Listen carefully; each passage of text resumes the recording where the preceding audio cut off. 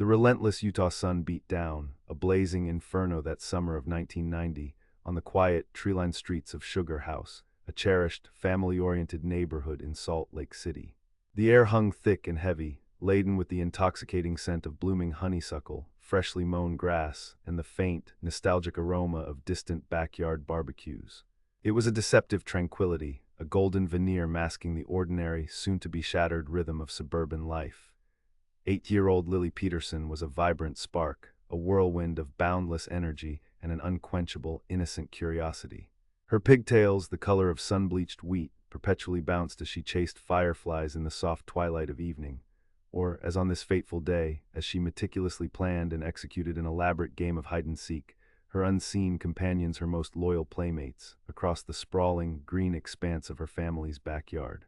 Lily loved her backyard with a fierce, possessive devotion. It was her personal kingdom, a verdant expanse bordered by a sturdy, albeit somewhat weathered wooden fence that her father, Thomas, had painstakingly repaired just the previous spring. A swing set, painted a cheerful robin's egg blue, its chains gleaming under the summer sun, stood proudly near the ancient, majestic oak tree, its colossal branches stretching like gnarled, protective arms towards the infinite azure heavens. A small, meticulously tended vegetable patch, overflowing with plump tomatoes and leafy greens, was her mother Sarah's particular pride and joy, a source of quiet contentment. And a worn, dusty patch of earth near the back gate served as Lily's personal archaeological dig site, a place where she was utterly convinced she would unearth the long-lost secrets of ancient civilizations, or at the very least, a buried pirate treasure map. Her parents, Thomas and Sarah Peterson, were the quintessential backbone of their tight-knit Sugar House community. Thomas, a steadfast foreman at a bustling local construction company, was a man of few words but possessed an immense, unspoken devotion to his family. His hands, calloused from years of labor, were surprisingly gentle when he held Lily's small hand. Sarah, a warm and empathetic part-time librarian at the Sprague branch, possessed a gentle strength, an unwavering resilience, and a laugh that could chase away even the cloudiest of days. They had meticulously built their entire lives around Lily, their precious only child, cherishing every brightly colored crayon drawing that adorned their refrigerator, every dramatically narrated scraped knee saga, every whispered bedtime story that ended with a final, comforting kiss. Their world was, to them, perfectly ordinary, perfectly safe, a haven nestled within the comforting familiarity of Salt Lake City, or so they desperately believed. July 14, 1990. A date that would forever be etched into their souls, marking the precise moment their universe fractured. The day had begun like any other idyllic Saturday. Thomas, clad in a faded denim shirt, was deeply engrossed, tinkering with the engine of his trusty Ford F-150 in the sun-dappled driveway, the rhythmic, metallic clang of tools echoing softly through the morning air. Sarah was inside, her apron tied neatly around her waist, humming a cheerful tune as she prepared her famous, creamy potato salad for the eagerly anticipated neighborhood potluck scheduled for later that evening. Lily, after diligently finishing her bowl of frosted flakes, had bounded outside, her worn, beloved teddy bear, Barnaby, clutched firmly under one arm, declaring with the utmost seriousness her intention to conduct an urgent bear rescue mission in the vast, green wilderness of the backyard. Sarah had smiled, a familiar warmth spreading through her chest at her daughter's imaginative antics. "Don't stray too far, sweetie," she'd called out, her voice barely carrying over the gentle hum of the refrigerator. An hour passed, then another. The rhythmic clanging from the driveway ceased as Thomas finished his work. He came inside, wiping grease from his hands with a checkered rag, the scent of motor oil clinging faintly to him. "Potato salad ready, honey?" he asked, glancing casually around the sunlit kitchen. "Where's Lily? It's almost lunchtime." Sarah paused, a slight, almost imperceptible frown beginning to crease her brow, a tiny seed of apprehension taking root. "She's in the backyard, playing with her bear. She's been out there for ages, inventing some grand adventure." A faint unease, a cold, unfamiliar prickle began to gnaw at the edges of her calm composure. "Lily," she called, her voice a little sharper than before, moving purposefully towards the back door. "Lily, honey, time for lunch." Silence. Only the ceaseless, high-pitched chirping of cicadas from the giant oak and the distant, monotonous drone of a neighbor's lawnmower answered her increasingly desperate calls. Thomas, sensing the subtle shift in his wife's demeanor, followed Sarah, his brow now deeply furrowed with concern.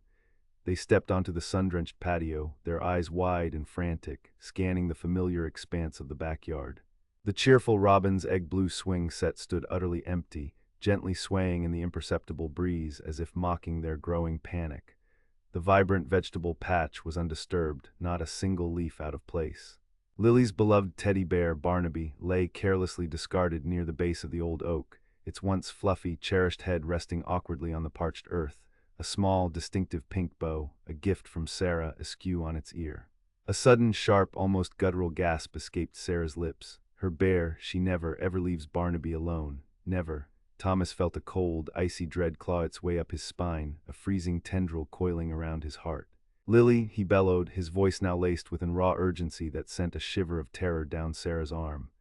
They systematically searched every inch of the backyard, their frantic calls echoing against the fence, their voices growing more desperate, more choked with fear with each empty corner, each unrevealed hiding spot. Their hearts pounded in their chests, a drumbeat of pure terror.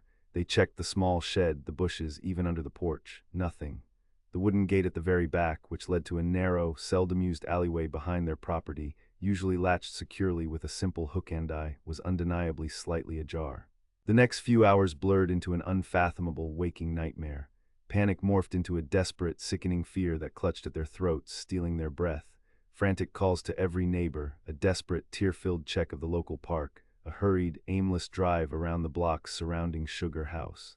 Nothing. The Salt Lake City Police Department was called.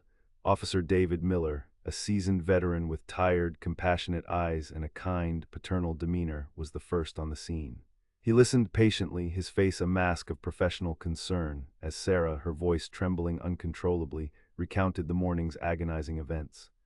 Thomas, his face grim and pale, pointed a shaking finger towards the slightly ajar back gate, a silent accusation against an unknown perpetrator.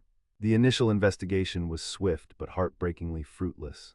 Uniformed officers, their radios crackling with static, fanned out across the neighborhood, knocking on every door, asking the same probing questions.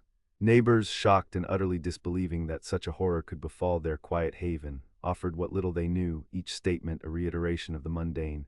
Saw her playing this morning, officer. Didn't see anyone suspicious, not a soul. Just a normal Saturday, nothing out of the ordinary. A wide perimeter was quickly established. Detectives from the SLCPD, their faces etched with the somber gravity of the situation, arrived shortly after, their quiet, methodical presence a stark contrast to the growing chaos. Forensics technicians, though their tools and methods were limited by the technology of 1990, meticulously combed the entire backyard, dusting for any latent fingerprints, carefully bagging every potential piece of evidence, no matter how insignificant it seemed. The small, distinctive pink bow from Barnaby's ear, a seemingly innocuous trinket, was carefully collected and logged. The news of Lily Peterson's disappearance spread like a virulent wildfire through Sugar House, then across the entirety of Salt Lake City, and soon beyond. Lily's bright, innocent, smiling face, captured in a pristine school photo, beamed out from television screens, illuminated neon signs, and dominated the front pages of every newspaper. Missing, Lily Peterson, age 8. Last seen in Sugar House. The community, bound by a shared sense of vulnerability and anguish, rallied with an almost overwhelming force, organizing spontaneous search parties. Volunteers armed with powerful flashlights, hastily printed flyers, and a grim, unwavering determination, scoured every ravine, every vacant lot, every abandoned building, and every stretch of brush for miles around. Flyers with Lily's picture, often hastily photocopied and slightly blurry around the edges, appeared on every lamppost, every grocery store bulletin board, every gas station window, and every community center door. The phone at the Peterson home, once a cheerful conduit for calls from friends or Sarah's sister, now rang incessantly with tips, most of them tragically dead ends, heartbreakingly false hopes that only deepened their agony. The family was a constant presence on local news, their pleas for information resonating across the state, their pain raw and exposed for all to see. Weeks turned into agonizing months. The initial flurry of activity, the overwhelming presence of police cruisers, forensic vans, and media satellite trucks, slowly, inexorably receded, replaced by a chilling, oppressive silence. The case of Lily Peterson, once the city's most urgent priority, slowly but surely went cold. The Peterson home, once vibrant and filled with the joyous echoes of laughter and innocent play, became a mausoleum of profound grief. Sarah moved through her days in a disorienting fog, her job as a librarian now an almost unbearable reminder of the fantastical stories she once read to Lily, the shelves lined with books Lily would never read. Thomas, his broad shoulders hunched with an invisible, crushing weight, threw himself headlong into his demanding construction work, finding a temporary, brutal solace in physical exhaustion, ignoring his wife's quiet despair. The local park, once a vibrant symbol of childhood joy and carefree abandon, became a place of haunting, persistent memories, a poignant testament to what was lost. The swings remained, creaking gently in the wind, but Lily's vibrant presence was a gaping, unfillable absence. The authorities, despite their earnest efforts, faced immense, almost insurmountable difficulties. There were absolutely no credible witnesses to Lily's abduction. No ransom note was ever delivered. No signs of forced entry were found in the backyard. The slightly ajar back gate remained the only real clue, a tantalizing, ambiguous detail suggesting either an opportunistic abductor who simply walked in, or perhaps someone Lily knew and trusted, someone who could easily lure her away without suspicion. Profilers from the FBI brought in to assist painted a grim, terrifying picture of potential scenarios, each more horrifying and heartbreaking than the last. But without a body, without a single viable suspect, without a single tangible lead or piece of forensic evidence that pointed in a clear direction, the investigation stalled, grinding to a heartbreaking halt. Every new missing persons case in the wider Utah region, every discovery of unidentified remains, brought a cruel, fleeting flicker of hope, swiftly and painfully extinguished when it proved, yet again, not to be Lily. Every anniversary of her disappearance was a fresh, agonizing wound, mercilessly picked open by the relentless media and the unyielding, soul-deep ache in her parents' shattered hearts.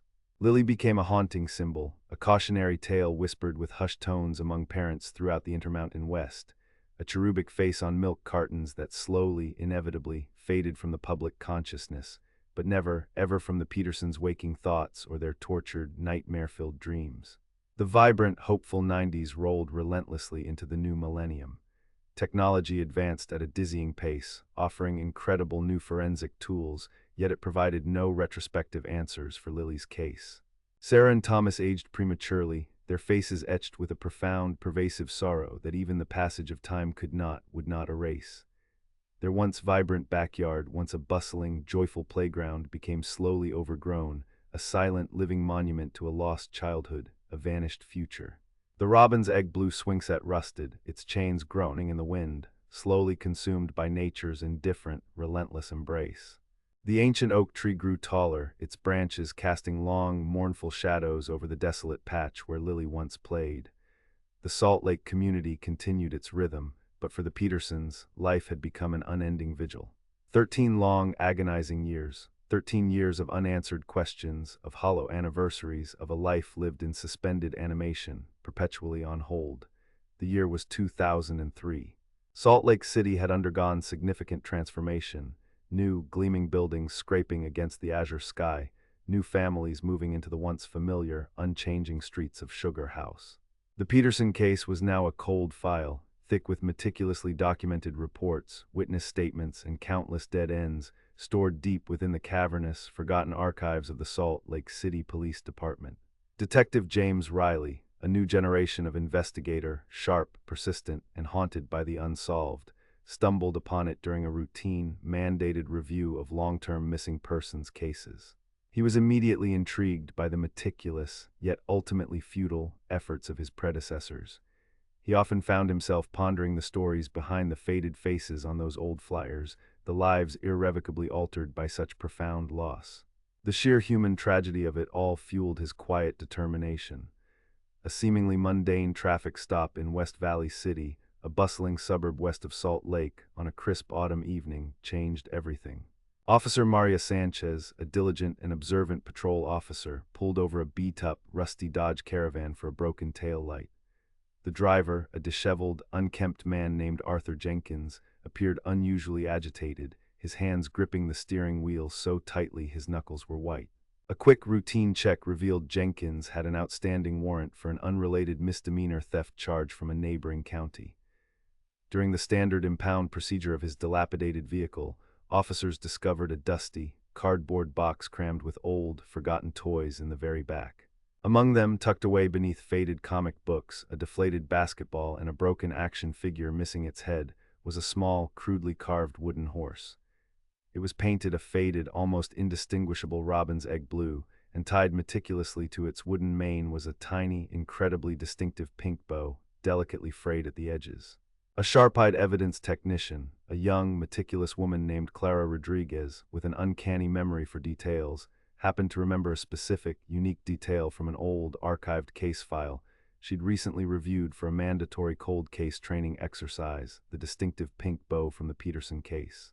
It was an almost impossibly long shot, a coincidence so profound it bordered on the miraculous, yet she knew, instinctively, she had to report it. Detective Riley, receiving the call late that night, felt an undeniable jolt, a cold shiver of premonition. He distinctly remembered the precise detail of the pink bow, a small yet powerful descriptor from his review of Lily's voluminous file. The sheer specificity of a faded pink bow, found originally on Barnaby, now reappearing on a crudely carved horse. It was too specific to ignore.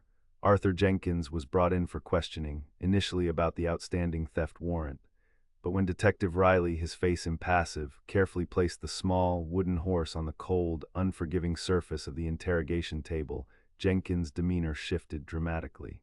His eyes, previously shifty and defiantly evasive, became disturbingly vacant, almost haunted, as if staring into an abyss only he could see. He vehemently denied knowing anything about Lily Peterson, asserting his innocence with a strained voice. Yet the overwhelming specificity of the bow, and his agitated, prolonged silence that followed Riley's direct questions about its origin, spoke volumes that words could not convey. The detective pressed on, relentlessly, patiently, but always within the bounds of the law, for days. Days bled into agonizing, sleepless nights. Under the relentless, methodical pressure of questioning, the dam eventually broke. Arthur Jenkins, a transient with a documented history of minor offenses, petty crimes, and a deeply disturbed, violent past that had gone largely unchecked, finally confessed. He had been working as a temporary handyman, doing odd jobs and yard work in the Sugar House neighborhood in the sweltering summer of 1990. He had seen Lily, a small, bright figure, playing innocently in her backyard. He had noticed the back gate, slightly ajar, a silent invitation, a twisted opportunity. Driven by a dark, inexplicable impulse, he had lured her with a sinister promise of seeing baby kittens in his beat-up van, a cruel, calculated lie she, in her trusting innocence, had tragically believed. He had then driven her out of Salt Lake City, deep into the remote, unforgiving wilderness of the Uinta-Wasatch-Cache National Forest, to a secluded, long-abandoned trapper's cabin, a place he frequently used to squat and hide from society. There in that desolate, unforgiving solitude, her short, precious life had brutally and tragically ended. He described the hastily dug burial site with chilling, emotionless precision. Beneath a cluster of slender, trembling aspens near a dried-up creek bed, discreetly marked by a small stack of peculiar, smooth river stones, almost perfectly camouflaged by nature. He also revealed the heartbreaking reason why the wooden horse had the pink bow. He had taken the bow from Barnaby, and in a twisted, perverse effort to replace the lost toy and perhaps quell some flicker of guilt, he had crudely carved the horse for Lily, attaching the bow himself. It was a grotesque memento, a chilling, macabre artifact of a lost innocence, a silent testament to an unspeakable crime. The police followed his directions, the coordinates leading them to a remote, densely forested area, far off any well-trodden path.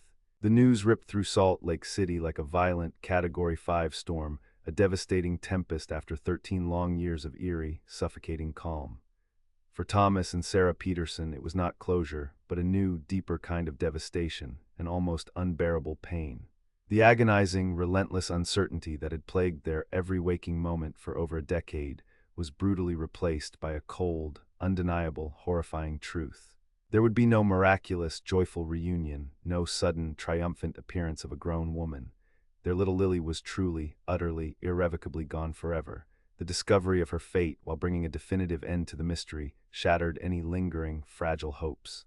Authorities, guided meticulously by Jenkins' chilling confession and using advanced forensic techniques unavailable in 1990, located the remote, dilapidated cabin and eventually the shallow, overgrown grave deep within the vast forest. The recovery of Lily's remains was a painstaking, somber procession of forensic specialists and grim-faced officers, working silently under a perpetually gray, autumnal sky. What little remained of Lily Peterson was reverently brought home, her final journey a testament to a life stolen too soon. The small, crudely carved wooden horse with its faded pink bow became a key, devastating piece of evidence, a silent, heartbreaking testament to a life tragically stolen too soon, a symbol of unimaginable cruelty. Arthur Jenkins was promptly charged with first-degree murder. The trial was relatively swift, the confession and physical evidence, including the distinct pink bow, overwhelmingly damning. He was convicted and sentenced to life imprisonment without parole, disappearing into the grim, unforgiving anonymity of the Utah state prison system, his name forever synonymous with unimaginable evil. Justice in its coldest, most unfeeling, most protracted form had finally been served. But for Thomas and Sarah, justice, even in this final, definitive form, offered precious little comfort. Their lives remained permanently and irrevocably scarred, a jagged, festering wound that would never fully heal.